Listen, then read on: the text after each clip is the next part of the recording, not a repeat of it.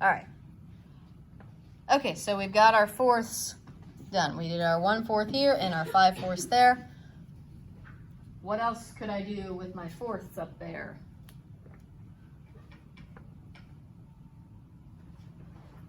Should I erase them, or is there something else I could build on? Maddie? I could build on my 8ths. Yes, how would I build on 8ths? If I've already cut it into 4ths, how would I turn those now into 8ths? Where would I draw my lines? Devin, what do you think? Where would I draw my lines to make it into 8ths instead of 4ths?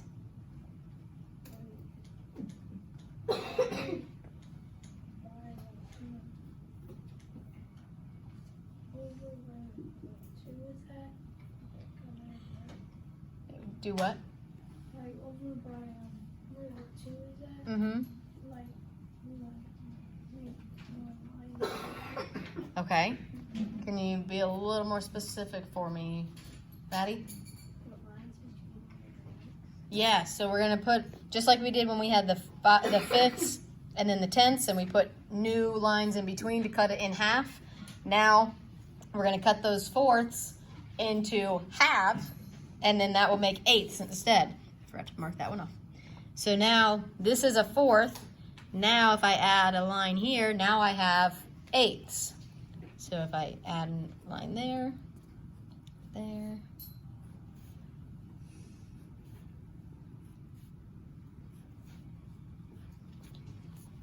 so now I have 1, 2, 3, 4, 5, 6, 7, 8.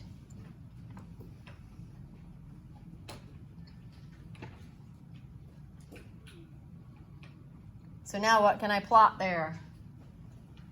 I have my first one is 1 3/8. So how would I find that on this line? Tavia, what would I do?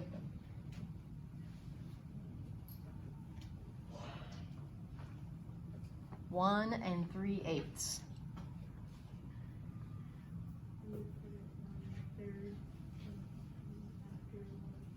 The third mark after the 1, yes. So here's our whole 1. And to get 3/8, then we would just count 1, 2, 3. So here is 1 and 3/8. Very good. Then our next one we have is 1/8. That's a pretty simple one, right? Where would that one go? John, where would I put that one? The line closest to 0? Yep. Very good. 1/8. Now I have a 3rd and a 6th left.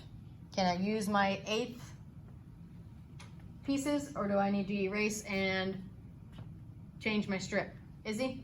You erase and then change it. Right. So if we're thinking of like our equivalent denominators, there's nothing we can do with a 3rd to get to an 8th. So that's why we would have to erase. So I'm going to erase, trying to make sure I get all these lines around those too. Erase these lines.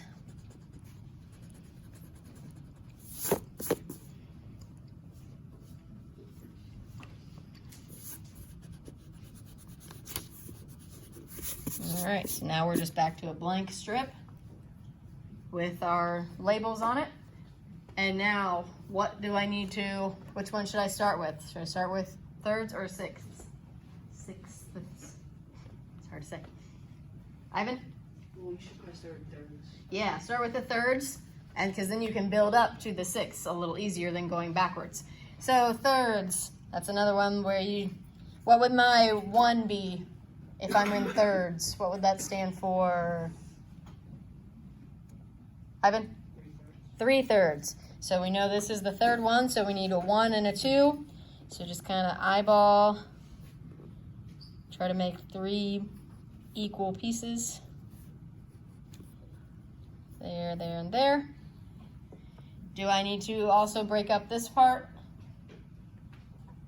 If I have a 1/3 and a 4/6 left to plot, do I need to worry about from 1 to 2 now on these, Hayden? No, because neither of those are over a whole 1. So I know that they're both going to fall somewhere between 0 and 1. All right, so 1/3, pretty easy. Ava, where would I plot that? What do you mean, like here? No. What did we just do? Yeah, by that 3/10. Yep, that first little line there, first hashed mark there. That would be our 1/3. Now, how would I change these thirds into sixths? Maddie? Add a line in between them. So kind of halfway between here, pretty close to that 1/5.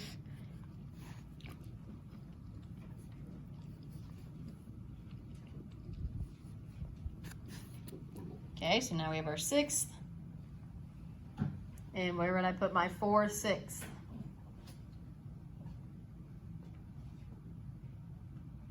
Kelsey, where would I put my 4/6 fraction?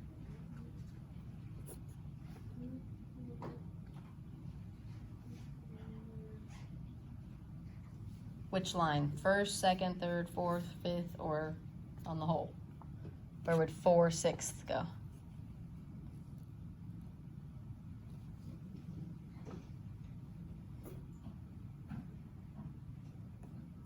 Kelsey, look up at the screen.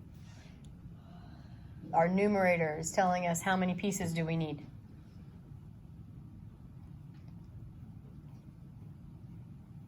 What's that number there in the numerator? So we need 4 out of the 6 pieces. So here is our first piece, second piece, third piece. So where would I put a dot for the 4th one?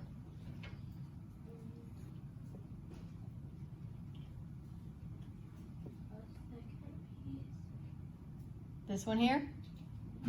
Nope, that would stand for 2/6. Help her out, Emma.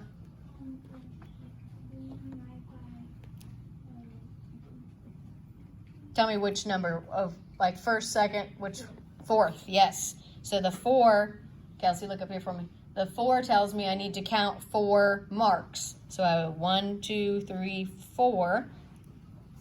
So that would be my 4 out of 6 lines. My 4th line out of 6 lines. And we're done. So now we can erase. We can erase all those marks. And now we have plotted all those fractions with all those different denominators on the same line.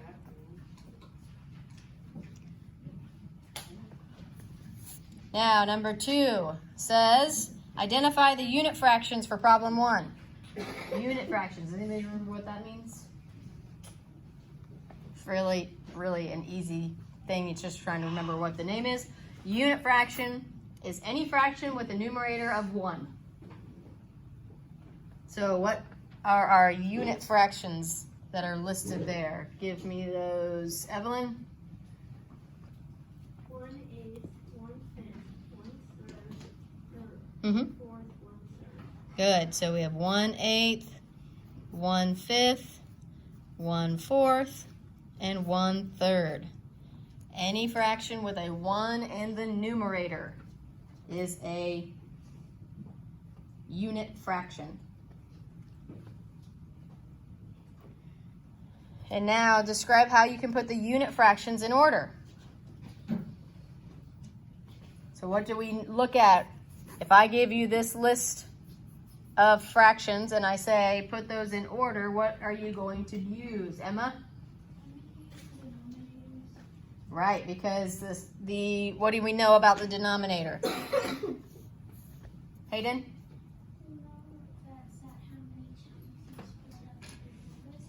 Uh-huh. So we know that's how many pieces we have. So what does that tell us, Izzy? The larger the denominator, the littler the pieces are. Yes, the more we cut that piece up, the smaller those pieces are going to be. So we can use the denominator to determine the order. I'm not gonna really use a complete sentence, so use the denominator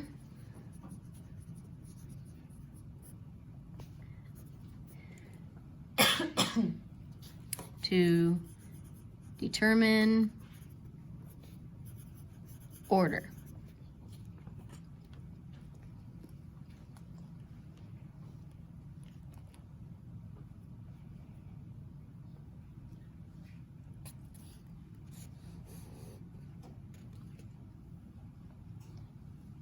And then on number 3, what if we were given 1/10? How would I put that on the line above?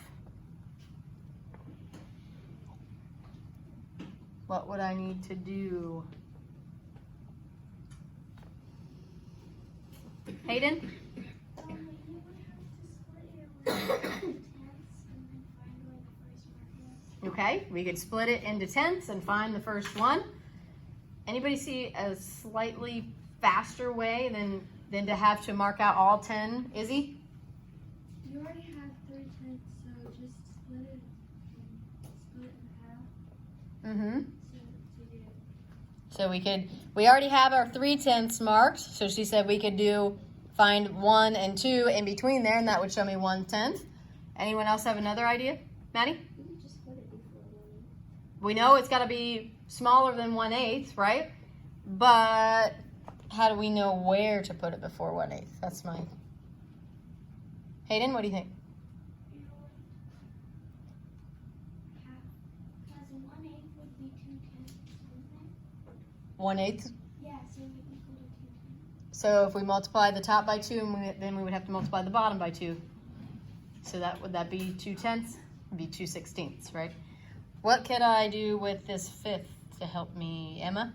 Since the 5th is right there, like if you cut it in half in your head, you could see that it would go not right before, but a little bit. Yeah. So you had a good idea there, Hayden, to use a equivalent fraction. What is 1/5 equivalent to if I think of tenths then, Maddie? 2 tenths. So if I think of 1/5 as being 2 tenths, then I would know that I could split that in half, and that would show me where my 1/10 would go. So right about there would be, I'm going to put it below because it's pretty close to that 1/8.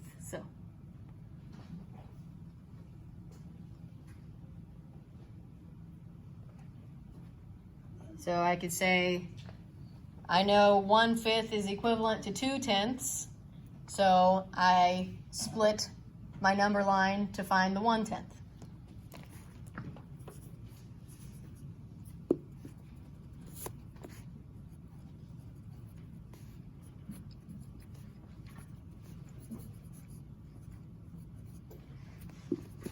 Right.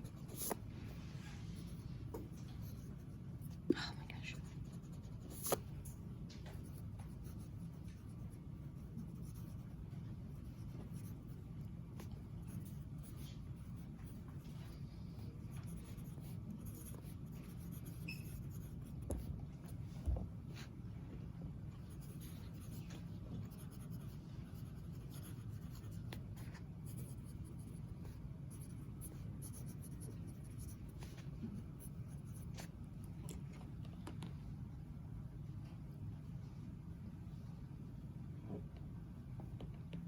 What is the fraction after no?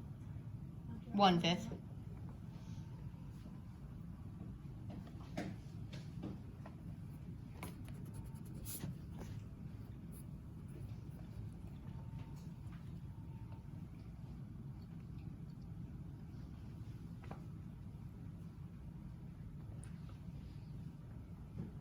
Yes. What's the first Number.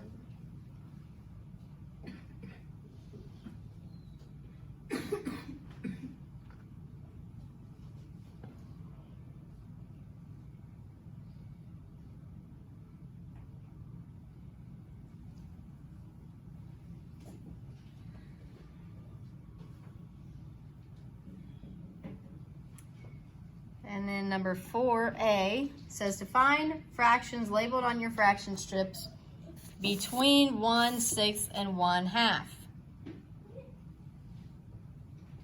So, what could I do to find fractions between those two fractions? What do I need to think about? Izzy? You need to split it into 6 again. Mm-hmm. Okay. So I could find a sixth and a half and actually draw it out, right? And then find what could go in between there. Yes, I could do that. What else could I do, Hayden? I know that 36 is equal to 1/2, so 1/6 and 2/6 will fit in between 1/6 and 2/2. Okay. So she's talking about using equivalent fractions. Very good. So she said, I know that 1/2 is the same as 3/6. So that tells me that 2/6 could go in between there, right? So I know automatically, since this could be, I'm going to put above here, could be 3/6, then I know that 2/6 could go in between 1 and 3.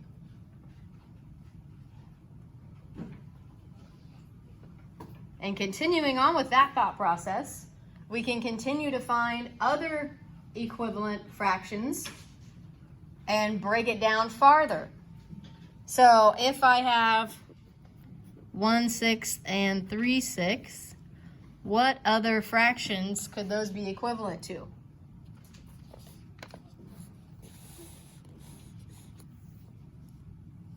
Thinking about what do we do when we're finding equivalent fractions again? We either something or something to both the top and the bottom.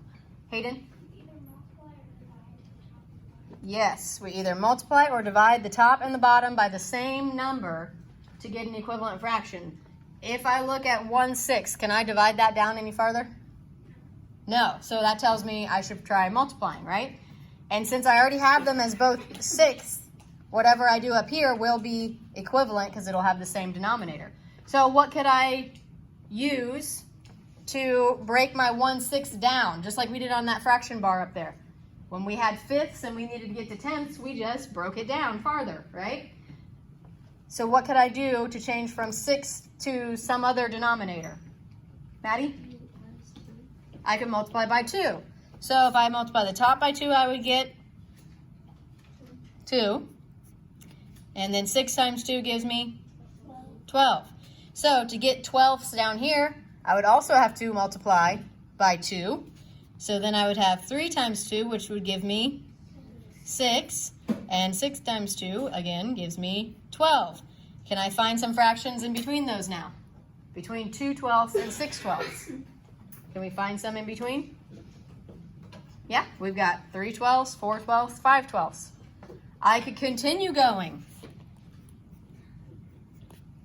What could I change my 12ths into?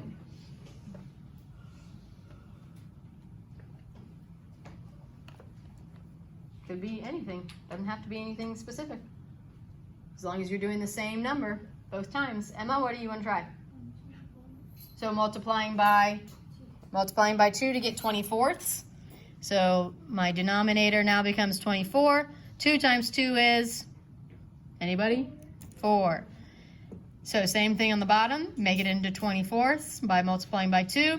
6 times 2 is 12. Can I find fractions between those? Now I've got 5/12, 6/12, 7/12, 8/12, 9/12, 10/12, 11/12. So I found 7 fractions in between. And we could keep going and going and going. You could keep breaking that fraction down into smaller and smaller pieces to find pieces in between. You could, and you don't even have to keep it in even. You could multiply by 3 if you wanted to. Multiply by 4, multiply by 10. If we multiplied by 10, what would we end up with? What would my denominator become? 24 times 10. Maddie? 240. And 4 times 10? 40. And again, the bottom would be 240. 12 times 10? 120. Can I find fractions between there now? Yeah, now I've got from 41 240ths all the way up to 119 240ths. So you can, as long as you are multiplying the same number and getting equivalent fractions with like denominators, you can continue and continue and continue and break it down into smaller and smaller and smaller and smaller pieces. Okay? Is that making sense? Okay, we're going to skip this one because it's about the fraction strips and not labeled, and that's basically what we just did. Anytime you start with two fractions, find a like denominator and then find equivalent fractions. So that's your steps on finding fractions between fractions. Like denominator and then equivalents. And keep going and going until you can break it down and find however many they ask for. Like some of it, a lot of times like on the math boxes it'll say find 4 fractions between, and then they'll give you 2. So as long as you could find that many, you could stop. But like this, if you jump straight to multiplying by 10, you're going to get a lot in between there. Okay? Is that making sense to everybody? How to break that down? All right.